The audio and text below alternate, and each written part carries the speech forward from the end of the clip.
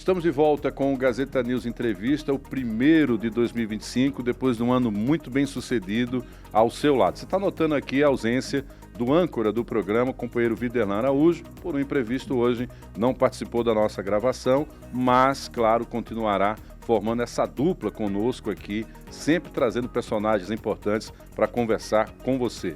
O Gazeta News Entrevista hoje conversa com o Tiago Prado, ele que é delegado e foi eleito vereador. É natural de Aracaju, mas escolheu Maceió para viver e seguir também a sua trajetória profissional. Delegado de polícia, com atuação marcante na área de segurança pública, ele abraçou a política e foi eleito vereador por Maceió na última eleição com 6.802 votos. Já foi a sua segunda experiência eleitoral, porque havia sido candidato também a deputado estadual. Na solenidade de posse do prefeito e vereadores, já no último dia 1º de janeiro, ele foi escolhido, inclusive, para fazer o discurso, representando todos os vereadores, o que demonstra ali, inclusive, uma responsabilidade. O primeiro Gazeta News Entrevista de 2025 recebe o vereador Tiago Prado para falar justamente de projetos políticos e, claro, o que o maceioense pode esperar do seu mandato. Delegado, muito obrigado por aceitar o nosso convite. Sempre bom poder apresentar para o nosso telespectador quem são os novos quadros da política aqui em Maceió e em Alagoas. Primeiramente, eu queria fazer essa provocação.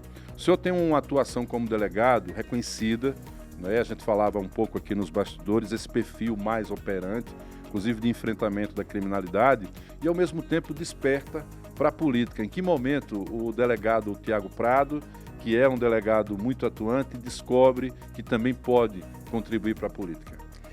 Bem, Marcos, primeiro eu fico honrado em ser o primeiro entrevistado aqui no Gazeta News, né, primeiro vereador após a nossa posse que aconteceu na tarde de ontem, dia 1º. Então, Marcos, eu como delegado de polícia, eu sempre tive essa atuação mais operacional, porque realmente eu me sinto vocacionado ao trabalho e vejo que na rua a gente consegue, de forma mais célere, digamos assim, identificar o problema e buscar a solução. Eu acho que esse contato direto com as pessoas e com os fatos, com os acontecimentos, nos proporciona isso. E identifiquei também que na oportunidade que tive de ser secretário de Segurança Comunitária, no início da gestão JHC, em 2000, no início no mandato anterior, né, que hoje já estamos no segundo mandato do prefeito JHC, eu também segui a mesma temática, né? Não fui um secretário de gabinete, fui um secretário de rua. E então ali foi, digamos assim, meu primeiro contato com o mundo político, efetivamente. Não como político de mandato, né, mas sim um cargo político. E a partir daí, então, despertei, né, essa vontade de também fazer parte da política, sobretudo nesse sentimento de renovação, que hoje é muito importante, né, oxigenar a política brasileira, né, com novas ideias, novas propostas, né, nova metodologia de trabalho. Um detalhe importante, eu já havia falado em outras oportunidades e hoje, diante aqui do autor, a gente havia destacado uma ação muito importante para a questão urbana da cidade, que foi a retirada de ambulantes que trabalhavam numa avenida ali de ligação do Benedito Bentes, que leva para o litoral norte. Foi uma ação da sua gestão. Como é que o senhor conseguiu fazer aquela retirada, que poderia ser polêmica, outros já tinham tentado, e sempre resultava em protesto, queima de pneu e um recuo. E na prática você conseguiu ali dar um ordenamento urbano para aquela área lá no Benedito Bentes. Foi fruto de diálogo, negociou-se antes para onde eles iriam, como é que foi resolvido aquele problema lá? Primeiro desafio, Marcos, foi justamente superar isso. Já tentaram e não deu certo. Já realmente tinham promovido isso anteriormente e não tinha dado certo, e as barracas voltaram, né, para o centro da Avenida Benedito Bentes. A avenida importantíssima ali do bairro, ela faz a divisão do Benedito Bentes 1 e 2 e agora se tornou mais importante ainda, porque ela é o elo, né, para a Avenida Ecovia Norte, naquela litorânea, né, que vai dar no litoral. E como é que conseguimos superar, né, essa desconfiança com o poder público? Foi indo lá todos os finais de semana. Eu passei mais de um mês indo todos os finais de semana, todos os sábados de feira.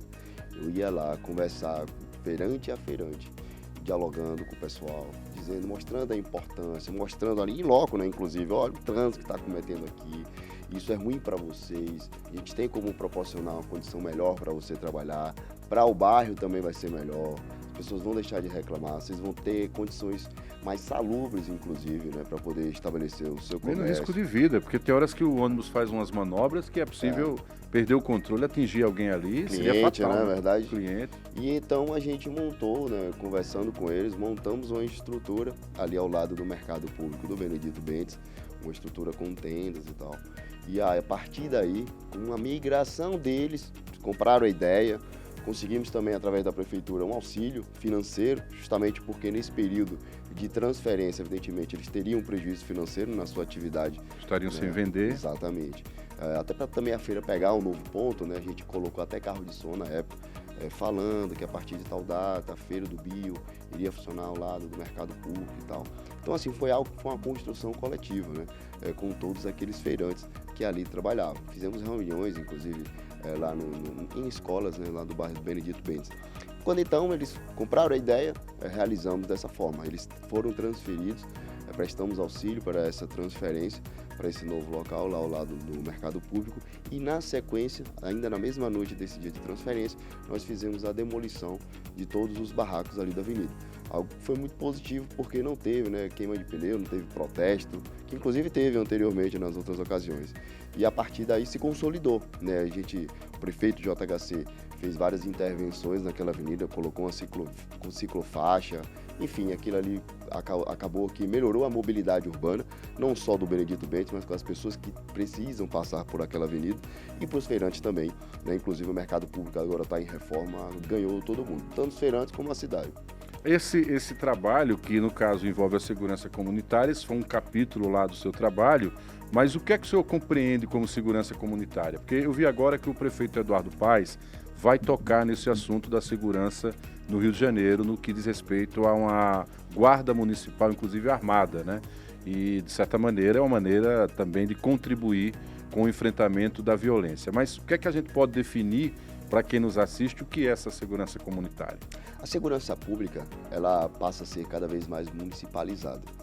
Já vista que o município, ele faz parte do Sistema Único de Segurança Pública. Isso já é uma tendência. Exato. Então isso a gente vem acompanhando em todo o Brasil, né? Porque ações do município, eles conseguem refletir positivamente em dados estatísticos da segurança.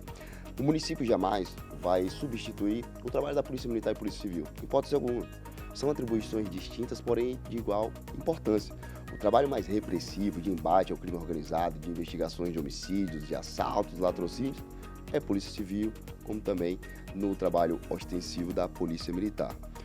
Porém, o papel do município, ele cai muito bem na prevenção à violência, que é justamente identificar as causas de eventuais problemas no que diz respeito à segurança pública e tratá-las, né? A gente hoje tem diversos fatores que precisam de ações do município, como, por exemplo, a exclusão social, a gente tem um problema de drogadição, a gente tem problema, muitas vezes, de iluminação pública, às vezes de transporte coletivo. Muitas mulheres são assaltadas ali no clima bom, porque o ponto de ônibus está mal iluminado, elas precisam pegar o primeiro carro às 4 da madrugada, ainda está escuro, o ônibus não chega próximo à sua casa. Então, quer dizer, são várias intervenções que precisam ser feitas a nível municipal para melhorar a segurança do cidadão. Além de outras intervenções diretamente no bairro, na comunidade. A gente precisa estabelecer áreas de convívio social para que essas pessoas possam se reunir, agrupar, reunir as famílias em local iluminado, em local que as crianças possam praticar uma atividade física, uma atividade esportiva, os adultos de igual forma, os idosos, porque assim as pessoas utilizando os espaços públicos deixa de termos um local escuro, que é apenas uma rodinha de maconha, onde então vem estar relacionado ao tráfico de drogas, e passa a ser uma área de convívio social em que a cidade e os munícipes a utilizam. Então é a partir dessas intervenções que a gente, de forma preventiva, consegue trabalhar na violência. Você falou que, de algum modo, os municípios estão com essa perspectiva de fazer essa construção. Isso é constitucional, é isso? Sim, constitucional. Inclusive, há uma PEC em discussão, e aí agora eu passo para outro ponto, que é diz respeito à Guarda Municipal. Há um intuito, a nível nacional, de transformar a Guarda Municipal em Polícia Municipal. Isso para superar a discussão que havia de que a Guarda Municipal não é apenas um órgão que diz respeito à cautela e custódia do patrimônio público municipal. Isso. O Supremo ele já evoluiu esse pensamento no sentido de entender que a Guarda Municipal também é um instrumento de segurança pública e pode também abordar pessoas em situações suspeitas, como também preservar a vida das pessoas, a integridade física e patrimonial dessas pessoas. Com o uso de armas, porque eu me lembro que há algum tempo eles fizeram um treinamento, muitos fizeram, esse treinamento foi conduzido inclusive com a Polícia Federal, não é, para o uso de armas. Então a gente está falando da possibilidade desses guardas também possuírem armas. Exatamente. Nós celebramos esse convênio com a Polícia Federal, a época que estive à frente da SENSC, justamente porque a legislação, o Estatuto do Desarmamento, ele prevê que as guardas municipais, inclusive de capitais, sobretudo, elas podem se armar, ser armadas. Não é uma obrigação. De Recife, por exemplo, ela não é armada, mas diversas outras capitais e municípios também do interior são armadas. Isso é algo extremamente imprescindível, a nosso ver, nosso sentir, sobretudo eu como profissional de segurança pública, pois não há, Marcos, como fazer segurança pública se você não tem um instrumento para se defender, né? Porque segurança pública é o seguinte, primeiro você tem condição de defender a sua vida, até porque não somos robôs, né, enquanto profissionais de segurança pública. Somos seres humanos, pai de família, precisamos voltar para nossas casas. Então o primeiro passo é como se defender diante dessa violência. O segundo passo, defender e proteger a sociedade e o patrimônio público. Então é imprescindível que o guarda municipal, que está à frente dessa violência, né, eles precisam ter um armamento, uma capacidade de se defender. Com isso, fizemos um curso de capacitação para que então esses profissionais pudessem então ter o armamento. Inclusive, através de análise de psicólogo, foi avaliado se havia ou não aptidão para aquele profissional ter capacidade de utilizar uma arma de fogo. Bem, mas isso não é só um ponto, né? A gente tem que ter continuidade na capacitação, tem que ter oxigenação da tropa, né? Ou seja, a Guarda Municipal precisa também de concurso público para pessoas novas poderem, então, auxiliar nesse fortalecimento do trabalho preventivo, né? Que são essas rondas, né? Esse trabalho aí que são feitos nas praças e logradouros públicos que temos em Maceió. Era essa a minha próxima provocação, porque eu acredito que também tem muito a ver com o perfil de quem está na própria guarda. Você, de certa maneira, conheceu esse efetivo. Pela realidade hoje, isso já pode começar a ocorrer de forma gradativa, precisaria esperar um tempo maior? Como é que você imagina isso? Porque o conceito para alguém que vai para o enfrentamento da criminalidade, ele muda na concepção do próprio homem, né? Porque eu acredito que aquele que durante anos ficou ali, né, engordando, ganhando peso, andando de chinelinho dentro do ambiente público, ligando câmera e apagando luz, não é o camarada que vai ter o perfil de estar lá fazendo abordagem na rua. Teria que ter um critério dentro da própria força municipal para saber quem teria essa vocação, digamos, ou pelo menos essa perspectiva de ter esse tipo de ação? Perfeito, e foi isso que nós fizemos, né? Nós selecionamos aqueles que tinham um perfil mais operacional, que estavam efetuando trabalhos nas ruas e não apenas em postos, né, de proteção, né, de posto de vigilância, melhor dizendo. E então, ao identificar esse perfil, nós começamos a fazer com que eles passassem por curso de capacitação, não para adquirir arma de fogo, mas sim de outras práticas, como o uso proporcional da força, né, de defesa pessoal, dentre outras ações que são necessárias de forma alternativa ao uso de arma de fogo. Porque o uso de arma de fogo hoje ela é o último, né, recurso a ser utilizado. Diversas outras ações são feitas anteriormente, né, como diálogo, mediação do conflito, o uso de armas não letais, inclusive a Guarda Municipal daqui de Maceió possui. A não letal é o do choque, por Exato, exemplo. é o taser, né? Taser. Que ela dispara, né, uma descarga elétrica no indivíduo. E então o último recurso é a arma de fogo. Então ele precisa passar, digamos assim, por essa atualização, essa repaginada na sua carreira profissional, para que então passe a utilizar a arma de fogo, né, de forma a manter ali o controle emocional, né? Haja vista que a arma de fogo ela tem um poder danoso, né, de tirar a vida de uma pessoa. Então ela precisa que o cidadão, o profissional de segurança pública que a utiliza, ele precisa ter um equilíbrio emocional, né, elevado, para que então possa portar essa arma de fogo para se defender e defender a sociedade. Há uma discussão nacional, Alagoas já fez essa adesão, a partir desse ano vai ser colocada a câmera na roupa no fardamento do policial militar, para obviamente identificar situações operacionais. Para essa nova concepção de guarda, o senhor é favorável à presença dessa câmera para também servir de acompanhamento do que é a ação do próprio guarda municipal, no caso, e posteriormente ali até para o cidadão, saber como foi a operação também? Hoje é um ponto que, apesar de existirem diversas opiniões pessoais contrárias, Hoje eu acho que é um ponto que foi consolidado, né? O Brasil ele vai passar a ter câmaras corporais naqueles profissionais de segurança pública que fazem o trabalho preventivo de rondas, né, de operações, a exemplo da Polícia Militar, da Polícia Rodoviária Federal e das guardas municipais. O que temos que ter em mente é uma regulamentação do uso dessas câmaras.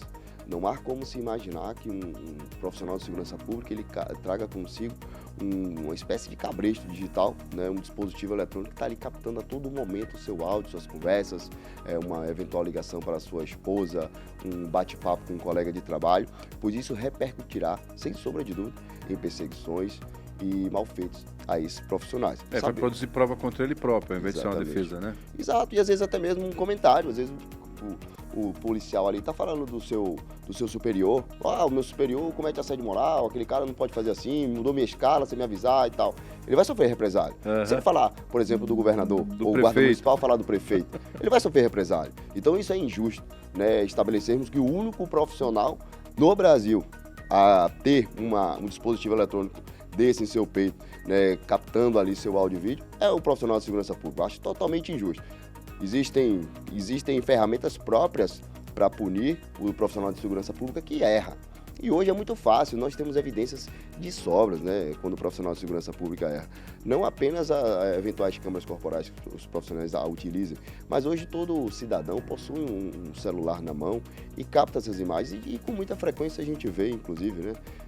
Serve de prova. Exatamente, de forma lamentável, inclusive, a gente vê os profissionais errando e sendo punidos, né, naturalmente. Mas eu acho injusto, sabe, Marcos, quando num Brasil em que a gente tem criminosos sendo postos em liberdade a todo tempo, no máximo com a tornozeleira eletrônica, que não capta áudio nem vídeo, nesse mesmo país a gente vai colocar os policiais com captação de áudio e vídeo. Eu acho de uma incongruência absurda, sabe? Eu acho que a meu ver, eu precisaria primeiro investir meu recurso público nesses criminosos, que seguramente são marginais, que já provaram que são criminosos. Estes precisam de um monitoramento de áudio e vídeo o máximo possível. Não os policiais, inverteram a lógica das coisas. Como é que o senhor imagina a possibilidade de uma ação integrada, vamos dizer assim, de uma polícia que é do município, junto com a polícia estadual, sabendo que, como todas as gestões, elas têm concepções políticas de um modo geral e nem sempre os estados dialogam como deveriam com os municípios, né? Aqui em Alagoas mesmo a gente já viu várias situações onde parece que em algum momento uma ação é feita e ao mesmo tempo é desfeita por outro lado e vice-versa. E ao mesmo tempo a gente entende que segurança deveria ser um conceito único, onde cada ente tem o seu papel. O senhor acha viável, é possível ter esse diálogo dessa polícia municipal ou guarda municipal armada com o Estado e esse homem que também já faz o trabalho? Porque eu noto que historicamente às vezes há um diálogo meio atravessado do que é o militar com a polícia civil. Isso é histórico. E agora teria essa terceira força que seria a força municipal. Como fazer com que esse diálogo pudesse ocorrer sem prejuízo para ambos e principalmente para o cidadão lá? Marcos, esse é um ponto importantíssimo. Chama-se a integração entre forças policiais. Hoje, como parte integrante da Polícia Civil, posso dizer que evoluímos bastante na integração Polícia Militar e Polícia Civil aqui no estado de Alagoas. Hoje há uma harmonia muito grande no trabalho, né? Há uma somatória de forças, né? Compactuação de informações, né? Para que então a gente possa identificar de forma mais rápida quem são os criminosos que estão agindo em determinada área, para que então, se ele não for preso em flagrante pela Polícia Militar no seu trabalho preventivo ou ostensivo, ele é identificado através de um processo investigatório e preso, né, com a expedição de mandado de prisão expedido pela Justiça após uma representação do delegado de polícia. A gente tem perfeitamente como introduzir nesse sistema de integração de segurança pública a Guarda Municipal, cada um no seu eixo de atribuição. Pensamos um exemplo, a gente tem uma praça em que há um índice de depredação do patrimônio público, de dano ao patrimônio público, de furtos, entre outros crimes de menor complexidade. A gente pode muito bem, numa mesa, né, de situação, estabelecer, olha, a Guarda Municipal vai estar fazendo um patrulhamento aqui nesse horário de pico, enquanto que a Polícia Militar ela vai estar nas ruas de trás, naquelas bocas de fumo, onde eventualmente estão acontecendo homicídios. E aí, então, estes policiais que estão sempre em campo, tanto os guardas municipais como os policiais militares, que estão sempre em campo, em contato direto com a população, muitas vezes captam informações que são valiosas para o processo investigatório. E aí canaliza-se essas informações para a Polícia Civil, de forma mais célere e ágil, né, poder transitar ali o seu inquérito policial. E então, identificando esses autores, poder colocá-los atrás das grades para que eles respondam pelos crimes cometidos. Então, esse é o ideal, né? Eu, inclusive, como político e como profissional de segurança pública, pretendo fazer esse elo com o Estado. Acho muito importante a gente identificar os problemas de segurança pública que temos em Maceió e buscarmos a solução, seja com ações da esfera municipal, seja com ações também da Secretaria de Segurança Pública, né? Eu quero fazer um trabalho de construção de pontes, né? E não de crítica por crítica, porque aí a gente não vai resolver o problema do cidadão que está lá na ponta. Ele não quer saber se é estado, se é município, ele quer apenas mais segurança na sua cidade, no seu bairro. Na verdade, o cidadão não quer saber nem de cor partidária, ele quer resultado e quer, obviamente, a ação efetiva da força policial. Eu fiz essa provocação até porque recentemente existia uma polêmica quanto aos totens com câmeras, que são totens, pelo que eu entendi, que tem um cadastro nacional de criminosos, procurados, enfim, e que cuja imagem, se ela for captada e a partir dali foi identificado que estamos ali diante de um criminoso com mandado, né, inclusive aí de prisão em aberto, ele poder vir a ser detido. Mas eu vi que o município tem uma estrutura, o Estado também tem outra, e eu não sei, como cidadão, e aí gostaria da sua contribuição aqui, se a captação da imagem vai para um mesmo ponto ou são entes distintos que estão monitorando isso, porque teve até uma polêmica quanto à colocação. Não pediu autorização ao município, o Estado dizia que já tinha feito isso, aí colocou na marra, aí o município mandou retirar. Então, quer dizer, uma coisa que parecia simples, que é bom para todos, em algum momento teve o choque ali dos entes públicos, né? O vídeo monitoramento, inclusive, foi uma das principais bandeiras da nossa campanha. O vídeo monitoramento é algo importantíssimo, é uma ferramenta que está voltada à tecnologia, que também é associada à inteligência artificial, que consegue captar situações suspeitas que estão acontecendo ali, focar, né, o que está se passando naquele local e com a inteligência artificial você consegue identificar quem são aquelas pessoas, tá? E também mover o policiamento preventivo para aquela localidade. Pense aí 100 logradores públicos, 100 praças, considerando aí o Orla, Centro e outras praças aqui de Maceió. Nós temos aí, naquele mesmo momento em que há 100 praças, nós temos apenas 20 equipes, seja da Polícia Militar, seja da Polícia Civil. Então, quando a gente tem 100 pontos vídeo monitorados, né, e que há uma central que está identificando os 100 locais ao mesmo tempo, e a inteligência artificial auxilia ao identificar quais deles está acontecendo alguma situação suspeita, a gente consegue de forma mais efetiva migrar essas 20 viaturas para aqueles locais que efetivamente precisam. Porque muitas vezes, Marcos, a gente até observa, na Orla, por exemplo, a gente observa Guarda Municipal, Ronda no Bairro, Oplite, Polícia Militar, todos no mesmo ponto. Será que se a gente tivesse uma distribuição para outros locais da cidade, a gente não colheria uma ação mais efetiva em segurança pública? É evidente que sim. Mais pulverizado. Exato. A gente precisa utilizar melhor esses recursos. E o vídeo monitoramento ele auxilia muito, né, nessa vertente. Então, o vídeo monitoramento hoje, ele tem a central a nível estadual e a central a nível municipal. Não há essa comunicação. O objetivo nosso é proporcionar essa comunicação. A gente tem que alcançar esse objetivo, porque esse é um objetivo comum, né? Não diz respeito ao ganho político de A ou B, mas sim de cidadão nacionais. Outras centrais de monitoramento, Brasil afora, tive a oportunidade de conhecer no Rio de Janeiro, a capital. A central de monitoramento do Rio, ela é integrada. Ela possui profissionais da segurança pública do Estado e também do município. Então, ele tem uma eficácia absurda na cidade. Ele identifica de um congestionamento, de um acidente automobilístico a um assalto, né, a um arrombamento, a uma situação de arrastão em Copacabana. E de modo imediato, já está ali na mesa todas as forças que são necessárias para serem acionadas. Isso é muito melhor para o cidadão, né, aquele que está na ponta. Como eu disse, ele não quer saber se é Estado, se é município, ele quer a ação do poder público. E pensando em poder público, a gente tem sim que buscar essa integração. O senhor falou em inteligência artificial, quer dizer que essa câmera, esse totem, vamos considerar que essa câmera seja esse totem, eu passei na frente dela, ela vai ter a capacidade de pegar as dimensões do meu rosto, jogar num sistema, interagir com esse sistema. Se eu tiver alguma dívida com a justiça que implique em prisão, a partir daquele momento ela aciona uma equipe ou vai ser possível... Polícia mais próxima. Mais próxima. Eu vi isso no Carnaval de Salvador. Perfeito exemplo. Eu vi no Carnaval de Salvador, né? Quem chegava para o corredor da folia, eu vi matéria nacional sobre isso, era basicamente meio que identificado ali. Mas vou dar um exemplo. Careca com barba tem milhões, né? Eu acho que os carecas gostam de ter barba para compensar aí a ausência. E essa inteligência ela vai ser capaz de identificar pontos para diferenciar o cidadão do criminoso, é isso? Ela vai identificar quem é aquela pessoa, né? Com base no sistema de informação do próprio poder público. Hoje, todo documento que nós fazemos, a gente tem a captação biométrica. Você já faz a imagem lá. Isso, a CNH, a própria identidade aqui no Instituto de Identificação de Alagoas. Então, esse banco de dados, ele fica se comunicando com essas imagens que são captadas. A inteligência artificial faz justamente isso. Ela cruza essas informações com também outro sistema, que é o do Banco Nacional de Mandado de Prisão. Então, ele pega a imagem, vê quem é aquele cidadão e vê se ele tem um mandado de prisão em aberto pela Justiça. Havendo esse alinhamento entre sistemas, ele vai acionar diretamente a força policial mais próxima para que então faça uma abordagem. Em fração de minutos, é isso, delegado? Exatamente, é imediato.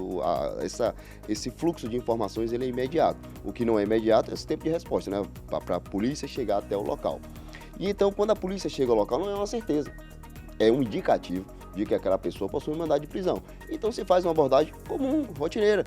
Chega no cidadão, documentação do senhor, faz uma abordagem, verifica que se aquela pessoa é realmente, de fato, aquele que o sistema apontou, ou se está eventualmente com um documento falso.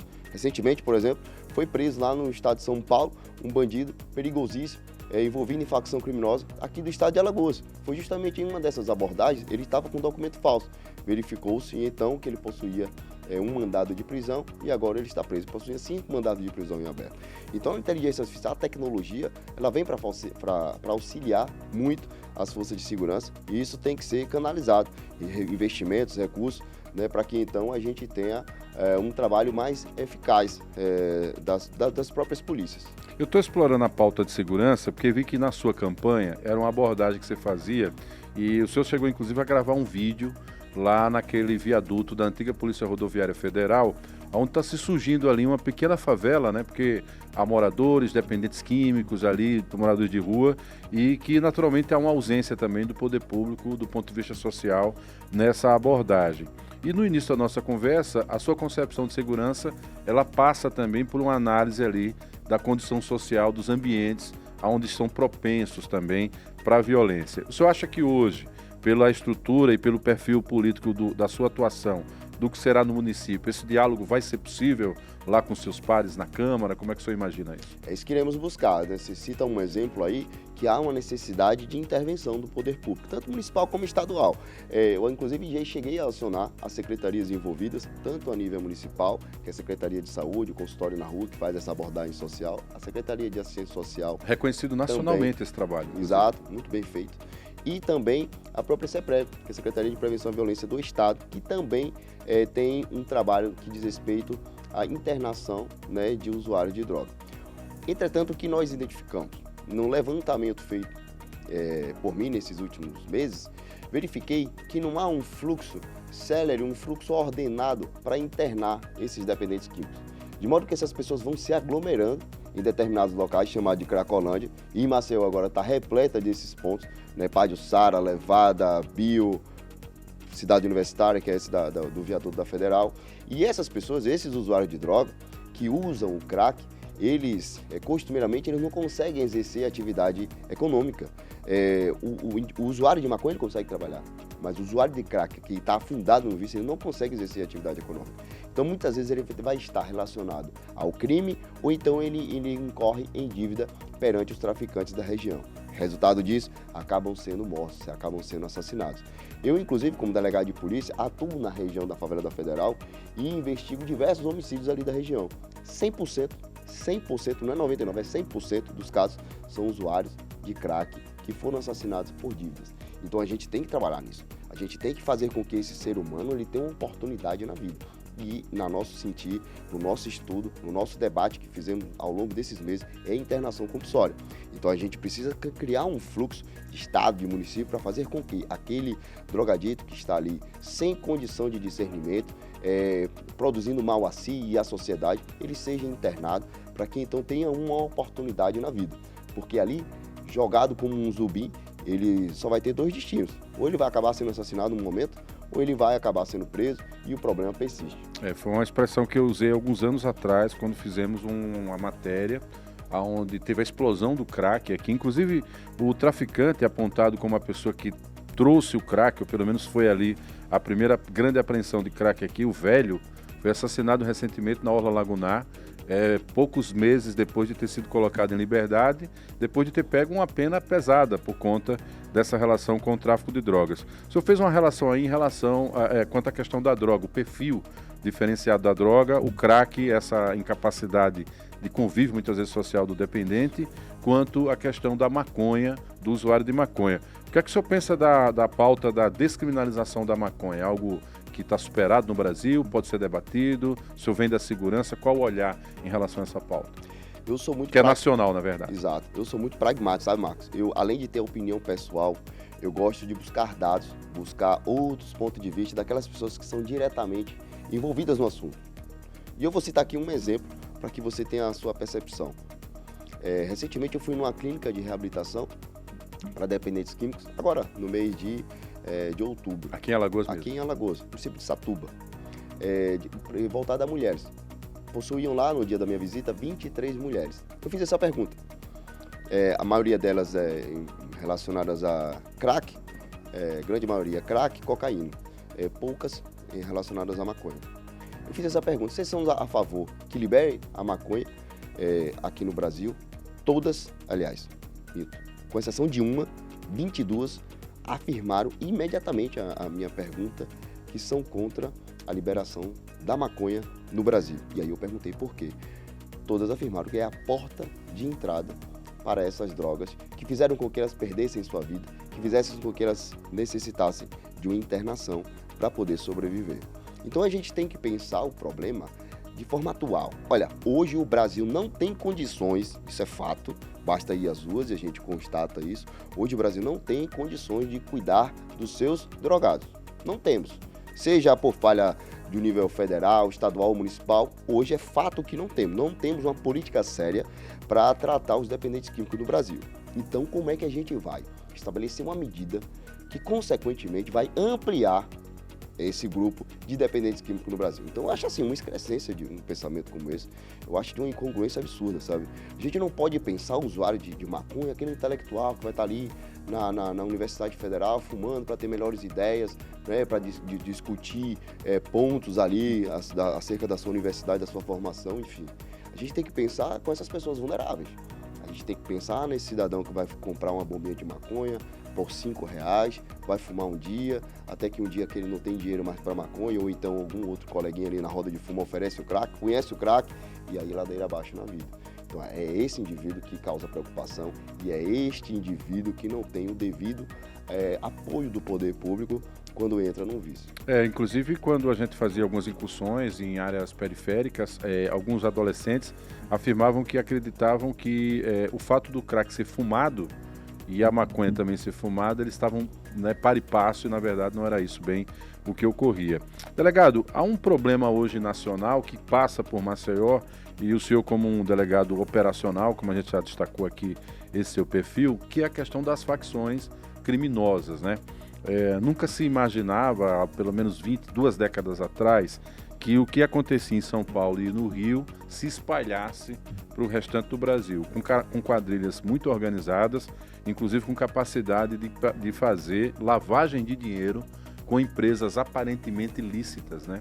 E eles surgirem aí nos estados como investidores até. Recentemente foi morto lá uma pessoa ligada a uma facção criminosa em São Paulo, foi morta no aeroporto, passou por Alagoas, manteve relacionamento com algumas pessoas aqui, veio receber um dinheiro aqui, não se sabe agora por quê, por quem, pode ter financiado alguma eleição, inclusive, de modo que esse é um problema grave ao ponto do Ministério da Justiça agora definir estratégias que já vem há algum tempo de prisão diferenciada para quem é preso faccionado.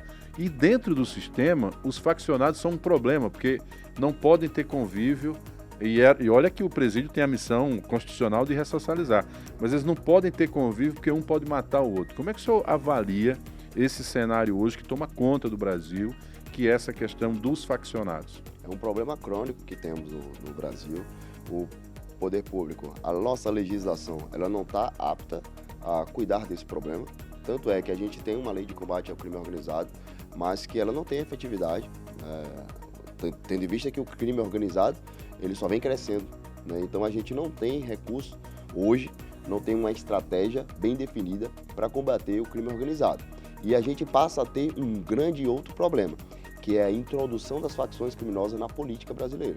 O Rio de Janeiro já há uma disseminação disso, é fato, tanto na Assembleia Legislativa, tem parlamentares que estão envolvidos em milícias, em facções criminosas, também já foi inserido no Congresso Nacional. Hoje nós temos prefeitos, inclusive hoje foi preso ontem foi preso lá em Fortaleza, no estado do Ceará, foi no interior do estado do Ceará, não tomou posse justamente porque a polícia o prendeu sob acusação de ele pertencer a uma facção criminosa. O vice-prefeito foi afastado por também pertencer a uma facção criminosa. Aqui, também no estado de Alagoas, tivemos indicativo que havia candidatos relacionados à facção criminosa. Então, isto é uma realidade posta. Isso nos preocupa enquanto profissional de segurança pública, porque é a política que faz com que haja a questão de leis, né? Se a gente hoje não tem leis hábeis para lidar com o crime organizado, avalie quando esses políticos forem introduzidos ali no sistema justamente pelo próprio crime organizado. Então essa conta vai ficar ruim para o cidadão brasileiro. E na ponta a gente tem a polícia, uma polícia que não tem uma capacidade para enfrentar esse crime organizado.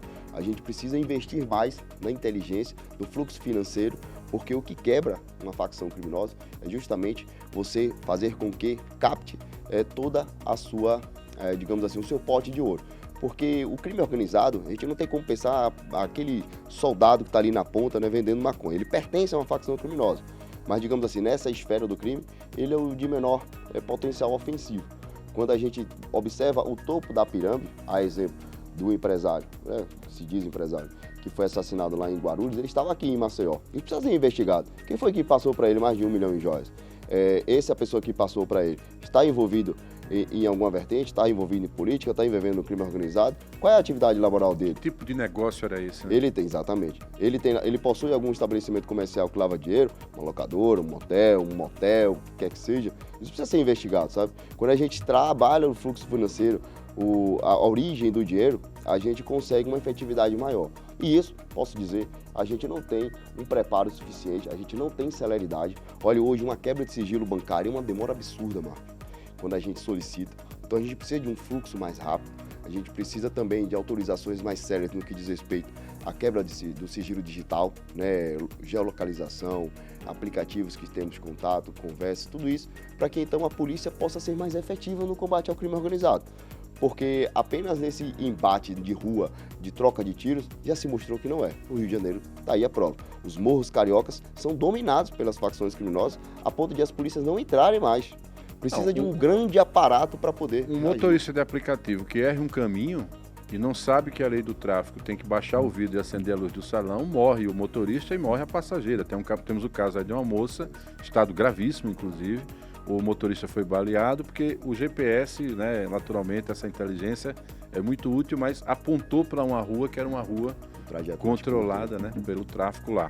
O senhor participou, e o seu grupo de delegados, que tem esse perfil mais operacional, de uma importante operação no combate ao roubo a banco. Quer dizer, roubo a banco não proliferou em Alagoas, como sendo um dos braços até ligados a algumas facções, fruto das ações operacionais lá na ponta, de um modo geral. Esse tipo de ação que foi fruto de investigação e que levou naquele momento ali a um enfrentamento, inclusive, contra homens ligados a assalto a banco, ele não é tão efetivo em relação ao tráfico, é isso? Ou em relação a roubo a bancos é menor a quantidade de criminosos e por isso foi mais eficaz também o enfrentamento. Como é que funciona isso? A estratégia é diferente, né? Cada tipo de crime e criminoso, ele tem um perfil. Ele demanda, exato, tem um perfil e demanda uma estratégia diferente. Em relação às quadrilhas de roubo a banco, a gente conseguiu estabelecer uma dinâmica, conseguimos passar a acompanhar através de trabalho de inteligência. Até se antecipando, né? Exatamente. Se antecipando, muitas foram as vezes que chegamos a ter informações de que quadrilha iria determinada cidade. A gente fazia um trabalho preventivo naquela cidade para identificar eventuais criminosos que lá pudessem agir. Em outras vezes, a gente conseguiu, inclusive, interceder essas quadrilhas após a prática dos crimes, né? Geraldo Ponciano, a gente conseguiu intervir antes de eles realizarem um assalto lá no banco de Geraldo Ponciano, inclusive teve troca de tiros, novos criminosos morreram. A gente agiu em Santana do Ipanema, após uma quadrilha que estava cometendo diversos assaltos a bancos aqui no Nordeste, ter cometido um assalto aterrorizante lá em Águas Belas, município do interior de Pernambuco, e então a gente também conseguiu interceptá-los e no troca de tiro 11 criminosos morreram. Então a partir daí a gente começou a entrar nesse cenário de quadrilhas de roubo a banco, a gente começou a conhecer quais são as quadrilhas que estavam agindo aqui no nosso estado. Elas são diferentes de uma facção criminosa, porque elas são quadrilhas com membros específicos. Eles substituem esse sim, mas não com tanta facilidade como é uma facção criminosa voltada ao tráfico de drogas. Então, a gente fez com que a gente neutralizando esses principais criminosos, seja através de operações policiais em que culminaram na morte deles ou na prisão desses indivíduos, acabou que estancou o problema e desde então não se teve mais roubo a banco aqui no estado de Alagoas. As facções criminosas, elas conseguem com muito mais facilidade se autoalimentar, né? Quando a gente tem a prisão de um indivíduo, dentro da cadeia, ele continua a movimentar o crime, se ele tiver um nível hierárquico mais acima na pirâmide aí da organização criminosa, e se for uma pessoa descartável para a facção criminosa, ele a substitui facilmente. Então, por isso, ou é eliminado, né? É morto também. Morto pelas próprias facções. Então a gente precisa de uma estratégia, como eu disse, para fazer com que essas lideranças sejam isoladas. Como desarticular essas lideranças? Veja bem, quem paga os caríssimos advogados do Marcola hoje? O cara que está preso há mais de uma década no Brasil, que é o líder do PCC. Quem paga a mordomia da esposa dele, sabe? Eu preciso pensar nisso, preciso identificar uma estratégia para acabar, fazer cessar. A gente precisa neutralizar de forma absoluta todo o fluxo financeiro desses criminosos. Fazendo um trocadilho aqui, o tiro certeiro tem que ser no bolso, então, na estrutura financeira das organizações. Tem que seguir o dinheiro. Se não seguir o dinheiro, a gente não consegue desestruturar as organizações criminosas. E fica o problema para a sociedade aí, fica o problema também para o enfrentamento policial. Eu me lembro que numa dessas operações, o senhor teve ali uma atuação importante com o hoje deputado federal Fábio Costa, politicamente, inclusive quando vocês começaram a compreender essa importância de também atuar social e politicamente, vocês estavam juntos. Vocês continuam aliados politicamente? Qual é a sua situação hoje em relação ao deputado federal Fábio Costa? Olha, na última campanha, agora de 2024, o Fábio, ele apoiou um outro candidato a vereador aqui em Maceió, enquanto que eu não tive este apoio. Então, a partir daí, naturalmente, cada um foi seguindo o seu caminho, sem desavenças, né, sem inimizades, mas cada um seguindo um caminho político diferente, né? Ele continua aí como deputado federal, vai ser candidato à reeleição, e eu vou seguir trabalhando aqui em Maceió para trazer um bem-estar maior para o cidadão maceiense. Não tem como ter acordo, o senhor não vai apoiá-lo, então, para federal? Em nome até das ações e da ligação que vocês têm do ponto de vista operacional, pensam parecido, no campo ideológico, a própria aliança com o prefeito JHC os aproxima nesse momento? Sim, a gente faz parte do mesmo grupo político, né, liderado pelo prefeito JHC. Não há nenhum obstáculo em que estejamos juntos em um projeto mais à frente. Certo é que hoje é o que está posto, né? Mas, claro, a política é muito dinâmica, né? E a política é do diálogo. Eu mesmo sou do diálogo, gosto de conversar, sou sempre aberto, né? Para que então a gente consiga traçar planos que sejam melhor para o Estado, sejam melhor para as pessoas. Havendo essa convergência de ideias, é sempre positivo. Avançando mais nessa discussão política, o Brasil ficou muito polarizado pós-eleição do presidente Bolsonaro e depois da sua derrota com a eleição do presidente Lula. Hoje o senhor se define ideologicamente de centro, de esquerda, de direita, como é que o senhor se enquadra? Sou de direita, conservador, né? Eu sou avesso à política da esquerda, sobretudo no que diz respeito à economia, que também repercute na segurança pública.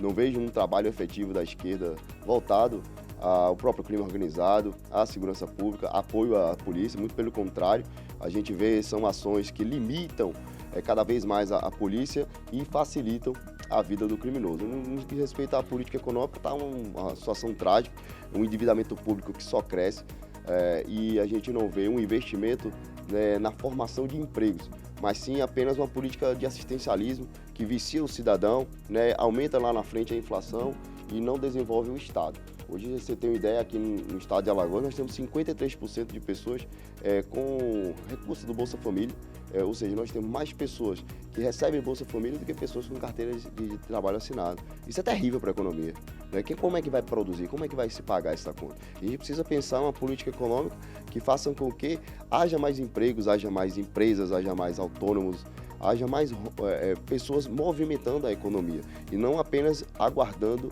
mês a mês o dinheiro a ser repassado pelo poder público. Então esse sistema econômico de esquerda sou totalmente avesso, por isso que eu sou de direita e penso que hoje a direita vai muito além do Bolsonaro. O Bolsonaro ele teve um papel muito importante de se consolidar como grande líder da direita, né? Mas hoje a direita ela tem outros grandes líderes, o próprio Tarcísio, o próprio governador de Goiás, que vem fazendo um trabalho excelente, dentre outros parlamentares. O senhor acha que, de alguma forma, a descoberta desse suposto plano para a eliminação do ministro Moraes, Alexandre de Moraes, o presidente Lula, o seu vice Geraldo Alckmin e, claro, já a inexigibilidade do ex-presidente Bolsonaro o deixa fora da disputa de 2026, ou você acha possível algum tipo de anistia, mesmo após essa descoberta que pegou a todos de surpresa, acredito até que alguns quadros da direita também? Sendo bem honesto, considerando que o próprio sistema atual, que está posto, né, que o tornou inelegível, será o mesmo daqui a 2 anos, dificilmente esse quadro irá mudar, né? Ou seja, Bolsonaro, muito provavelmente, continuará inelegível. Então é preciso que a direita passe a trabalhar a ideia de um outro candidato, para que então possa ir para o embate contra o presidente Lula, que vai forte à reeleição, né? Isso é fato. Não há como descredenciar Lula e o seu tamanho. Ele é um grande líder político no Brasil, ele é reconhecido dessa forma e a gente precisa ter um nome forte da direita para que então possa ir à briga. Não há como a gente viver de ilusão acreditando que será o Bolsonaro. Preciso começar a trabalhar essa outra ideia. Se é Tarcísio, se é Ronaldo Caiado, se é outro nome, aí tem que se discutir. Mas fato é que a gente precisa trabalhar um outro nome, um nome até que seja talvez seja visto pela população como menos radical. Mais ao centro. Exato, justamente para que possa ampliar esse eleitorado que o Bolsonaro não conseguiu, que é a maioria dos eleitores no Brasil. Há um detalhe importante exatamente nessa constituição desse espectro, né, que passa pela possibilidade do prefeito JHC, que inclusive aqui em Alagoas, na capital, mas para Alagoas, seria um representante importante da direita nacional, de uma proximidade com o presidente Lula em função de um outro interesse que seria o da nomeação da sua tia, não é, Marluce Caldas, para o Ministério, para o Superior Tribunal de Justiça, o STJ. É claro que, como depende de uma lista onde o presidente Lula é quem vai colocar o dedo, se isso ocorrer, uma migração do prefeito do ponto de vista político para a base do presidente Lula. Se isso ocorrer, o senhor vai romper com o prefeito JHC ou compreende que é do jogo político esse tipo de situação? Eu entendo que é normal da política o diálogo com o presidente da República, tendo em vista que se há um interesse de se nomear um ministro do STJ ao tempo em que está aberta uma vaga, é necessário o diálogo, para que então mostre as credenciais da doutora Marluce, para que então ela venha a ser indicada, o que será excelente para o nosso estado de Alagoas. Ela tem qualificação, ninguém está disposto falando disso, é inquestionável, inclusive, o currículo dela. Por outro lado, tem essa questão de lista tríplice que acaba tendo as interferências políticas, né? Agora, no sentido do prefeito JHC, que hoje é o líder político do grupo a que pertence, migrar para a esquerda, eu não vejo qualquer indicativo disso. Não há nenhuma conversa, sobretudo de saída do PL.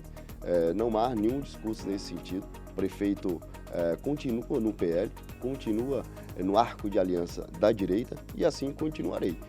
Mas eu, delegado Thiago Prado, politicamente falando, jamais estarei atrelado à esquerda, porque não é o meu campo de pensamento, não é o meu campo ideológico. Isso é importante colocar, né? Um detalhe importante que repercutiu recentemente foi uma votação que ocorreu na Câmara em relação à lei delegada, que ampliou a possibilidade do município, inclusive, aumentar o número de cargos, né? Hoje, inclusive, tem uma situação matematicamente que chama a atenção, que é o fato do município ter mais cargos comissionados do que o próprio governo do estado. Como é que o senhor avalia isso? Politicamente faz parte do jogo? É uma maneira de fazer uma acomodação, inclusive, àqueles que também passaram a apoiar a eleição do presidente Chico Filho para a Câmara? O senhor, em algum momento, teve um diálogo ali com o antigo candidato, ou ex-candidato Marcelo Palmeira, e depois fecha ali para a eleição do Chico Filho. Esses cargos atendem a uma necessidade técnica ou uma acomodação política? Como é que o senhor vê isso? Bem, a gente tem que aguardar como esses cargos serão empregados para que então quem os ocupará, então? Exatamente. Não apenas quem os ocupará, mas sim quais secretarias e pastas eles serão destinados, né? É fato que na política, quando se há um grupo político, as pessoas que apoiam o prefeito, como os vereadores, no caso a nível municipal, também deputados estaduais, federais, eles contribuam também com a gestão do Poder Executivo. De que forma? Indicando pessoas a ocuparem estes cargos para que então se somem, né? Fazendo assim, digamos assim, um trabalho de coalizão, né? Somando, dando força, dando fôlego a essa gestão municipal. O prefeito JHC ele vem dando show na gestão pública aqui no município e ele ampliando esse arco de aliança, né? Ele também se credencia cada vez mais para disputar o governo do estado em 2026. Então é natural que haja essa readequação, essa reforma de secretariado, inclusive agora em janeiro de 2025, para que então se fortaleça o grupo político e então, quem sabe, o prefeito JHC venha a vencer em 2026, sendo aí então o próximo governador do estado de Alagoas. Eu me surpreendo com a sua fala, porque naturalmente, conhecendo que o senhor trabalhou já com a gestão, viu como é que o executivo age lá na ponta, e o senhor chega à Câmara, mas aparece também ter um perfil muito de executivo. Na reforma do secretariado, se for chamado para uma missão de secretaria, o senhor vai aí para esse desafio mais uma vez? Marcos, eu sempre fico muito feliz por ser lembrado, né, por já ter ocupado o cargo de secretário, inclusive de segurança comunitária, mas na ocasião não, eu trabalhei muito para que a gente pudesse ser eleito vereador, trabalhei as nossas propostas, me conectei ao eleitor através das minhas propostas, no trabalho voltado à segurança pública e também em outras vertentes, né, que iremos desenvolver no mandato. Então, nesse momento, eu vou focar 100%, né, no trabalho como vereador e delegado de polícia. O senhor acha que ajuda mais a esse grupo na atuação parlamentar? Sim, então? sem sombra de dúvida. Né, como vereador, eu vou poder fortalecer a Câmara Municipal, dando a nossa experiência, levando, né, nossa visão de segurança pública para que então se some ao Poder Executivo. Né, estaremos ali sempre ao lado do prefeito de JHC, então a gente tem uma capacidade de somar mais, estando como vereador na Câmara, como delegado de polícia também, tendo esse contato diário e direto com a violência no nosso estado, para que então a gente fortaleça os laços e então ajude a gestão pública municipal e na ponta, né, o bem-estar do cidadão maceiense, que esse é o principal foco. Na sua fala, você antecipou que seria naturalmente a minha condição de pergunta, que é a compreensão de que esse grupo político, né, ele se consolidou durante os últimos 4 anos, muito se falou em divisão e o prefeito conseguiu segurar todo mundo junto ali, Arthur Lira, Max Beltrão, Rodrigo Cunha, e é uma composição que naturalmente está mais para centro-direita em relação ao espectro político hoje do estado, que é de centro-esquerda, com o governador Paulo Dantas, que herda aí um trabalho feito pelo ex-governador Renan Filho. Para o cenário de 2026, é um outro desafio manter esse grupo unido. Como é que o senhor está vendo aí justamente essa situação? Pelo que o senhor fala, o senhor é um homem de grupo, né? E compreende que está lá o maior expoente nesse momento para enfrentar a família Calheiros, caso haja esse enfrentamento, é o prefeito JHC? Isso, ele é um prefeito, ele é uma pessoa, um gestor muito habilidoso, no que diz respeito a realizações. Maceió está aí, né, como vitrine hoje para o país, o turismo crescendo de forma absurda, né, que isso é muito bom. Né. Maceió, por exemplo, virou um destino para o Réveillon, milhares de turistas vieram nos visitar. Diversas intervenções na cidade também estão melhorando a vida do cidadão maceiense e deixou para trás aquela história de que a prefeitura só cuidava da horta. Muito pelo contrário, quem conhece a periferia de Maceió, eu ando na periferia de Maceió, posso dizer que há um investimento maciço na periferia. Está aí o Village asfaltado, está aí a Avenida Gamalins asfaltada, está aí as Areninhas, os Gigantinhos, tudo isso na periferia. Então são intervenções muito importantes para trazer um bem-estar ao cidadão maceiense. E além dessa habilidade como gestor público do prefeito de JHC, ele tem uma grande habilidade política, né? Inclusive, a citar como exemplo, a questão da mesa diretora da Câmara, que realmente havia dois grupos, um grupo mais voltado ao Gaba, outro grupo mais voltado ao vereador Marcelo Palmeira, e quando o prefeito entrou na articulação política, ele conseguiu criar uma chapa de consenso, né, que foi o Chico Filho. Inclusive foi a única chapa ontem e o vereador Chico Filho foi eleito presidente da Câmara por unanimidade. Teve voto dos 27 vereadores. Então isso é uma habilidade muito grande do prefeito de JHC, uma habilidade que também ele demonstra aí a articulação, trazendo para o grupo os seus dois adversários anteriores, que foi o deputado Alfredo Gaspar e também o deputado Davi Davino, pessoas que têm uma história na política, que têm credenciais também e que se somam nesse grupo, né, fazendo com que essa grande coalizão esteja pronta e preparada, né, para 2026. Ele trouxe agora o Kelman, né, Kelman Vieira, né, que é também delegado assim como o senhor, e o Alain Pierre, por exemplo, foram candidatos que eram expoentes também do candidato apoiado pelo MDB, o deputado federal Rafael Brito, né, de alguma forma. O senhor está falando de habilidade aí, mas o senhor também teve habilidade porque ganhou desse grupo que tinha lá pessoas muito experientes, a missão de falar em nome dos vereadores. O senhor falou lá de uma Maceió, que é essa Maceió para todos, e compreendendo também essa ideia da união da cidade. Como é que foi isso? Como é que esse grupo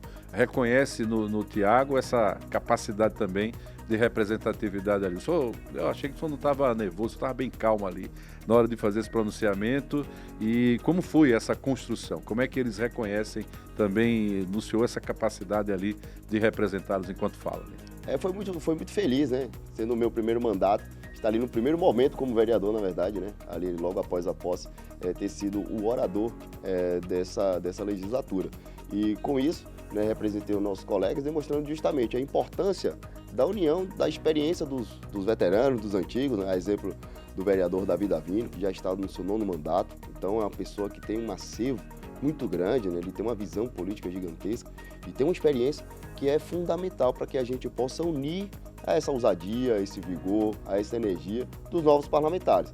Então é com o diálogo, aumentando ainda mais os debates na Câmara, né, que a gente pode construir uma Maceió melhor.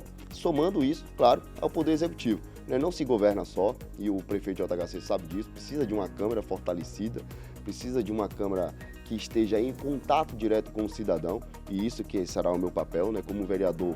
Também estarei nas ruas, captando as demandas do cidadão maceiense, para que então leve para a Câmara e também trabalhe junto ao Executivo, para somando forças a gente trazer uma cidade que seja melhor para todos. Delegado Tiago Prado, conversa boa, passa rápido, a gente já está chegando na reta final. Queria suas considerações finais, que é que o cidadão maceiense, aqueles que te apoiaram, que votaram, né, no senhor nessa última eleição, pouco mais de 6 mil votos, 6.802 votos, pode esperar da sua atuação. Fica à vontade aí para olhar para a lente.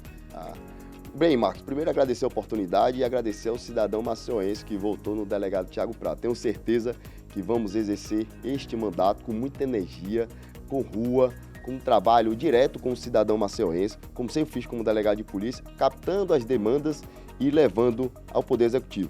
A gente precisa de mais efetividade na política e a gente precisa de mais contato, que é o que muitas vezes o cidadão maceiense sente falta. Temos a principal vertente da segurança pública, mas também estarei atento a outras principais demandas, né, da cidade, a exemplo da saúde, da educação, também das vagas para que então sejam os parentes, entes queridos enterrados, que hoje é uma demanda crescente na cidade de Maceió. Então, assim como esse ponto, outros problemas da nossa cidade estarão sendo trabalhados por nós para que a gente faça com que Maceió seja uma cidade melhor para cada maceiense. Muito obrigado pela sua presença. Agradeço a você também pela audiência, a você que nos deixa entrar na sua casa, sempre aos finais de semana, com a repercussão dessa entrevista. Ela vai ao ar no sábado, a partir das 20 horas, mas também fica guardada no YouTube para você compartilhar e, claro, dar a sua opinião, interagir também com o próprio delegado Tiago Prado. Queria, inclusive, que o senhor dissesse o arroba aí do Instagram para as pessoas interagirem. Inclusive, é um canal importantíssimo, né? As pessoas falam muito, arroba delegado Tiago Prado, pode enviar um direct, um comentário acerca de uma demanda que você tem aí a nível municipal, de violência, para que a gente possa trabalhar e trazer mais bem-estar para você. E o delegado é tão municipal que tem até nome de bairro, né? Você sabe que tem um bairro aqui que é o Prado. Exatamente. Obrigado pela sua audiência. A gente se encontra no próximo Gazeta News Entrevista, claro, já com a presença do nosso querido Viderlan Araújo. Até lá.